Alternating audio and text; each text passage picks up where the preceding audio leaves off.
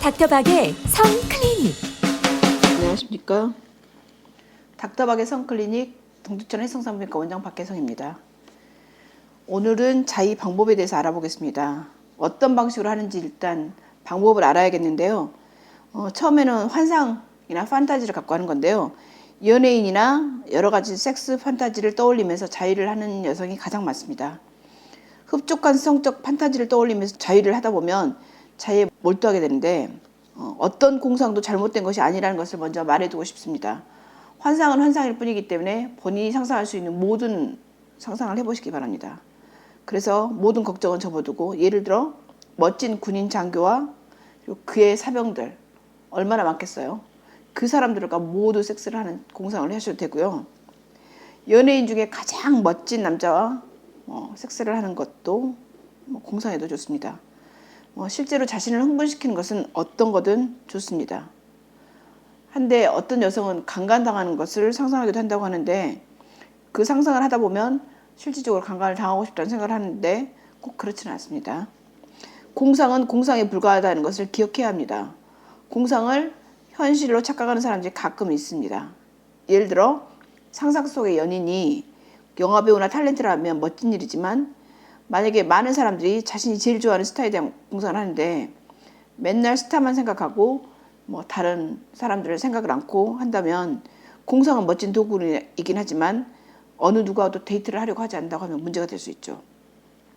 그 다음에 다른 유형은 일상생활에 있는 도구를 활용하는 유형인데, 예를 들어 오이의 까슬까슬한 부위를 깎아내고 클리토리스를 자극하거나 질에 삽입을 해보거나 바나나를 넣거나, 어떤 여성은 달걀을 넣기도 한다고 그러고, 아주 심한 사람은 전구도 넣다가 깨져갖고 병원에 오는 경우도 있다 그래요.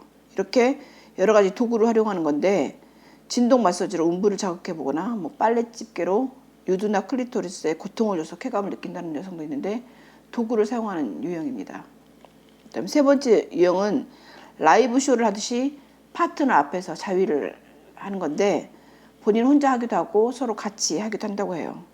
처음에 시도하기는 어렵지만 파트너 앞에서 자위를 하다 보면 서로 상대방의 성감대를 파악하고 애무의 힌트를 얻어서 도움이 된다고 하고, 자위를 하는 본인도 그렇지만 파트너도 흥분되기 때문에 전이 방법으로도 에로틱하다고 할 수 있습니다.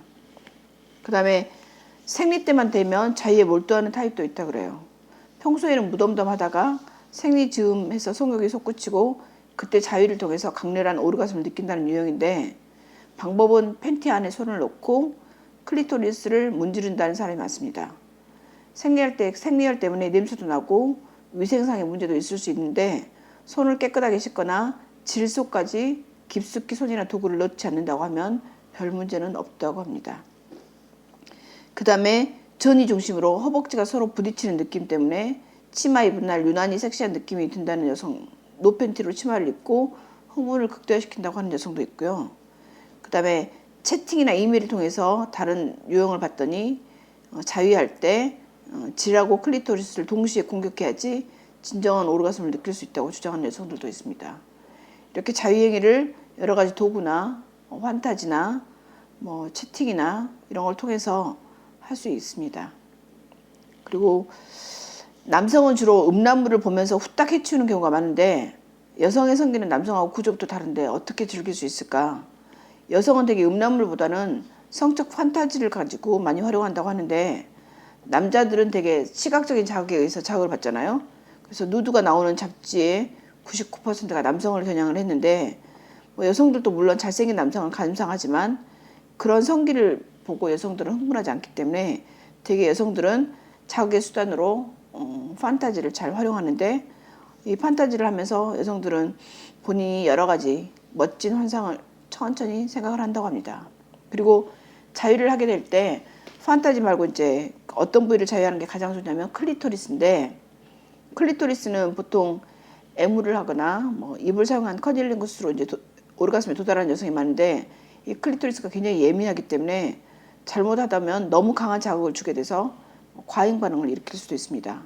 가장 좋은 방법은, 만약 클리토리스가 너무 예민하다 그러면 그 위에 수건이나 옷을 덮고 옷 위에 살짝 닿는 느낌으로 포피로 애무하는 것이 성감대를 자극하는 포인트가 됩니다.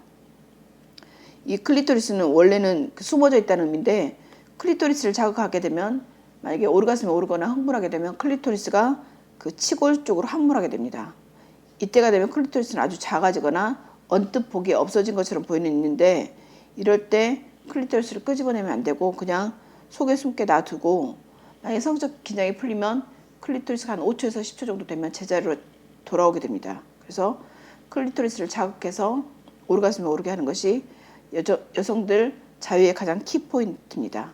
오늘은 자유행위를 어떻게 하는지 그리고 어디를 자극하는지에 대해서 알아봤습니다. 닥터박의 성클리닉 동천 해성산부인과 원장 박혜성입니다. 팟캐스트 닥터박의 행복한 성. 많은 청취와 응원 바랍니다. 네이버에 닥터박을 검색하세요.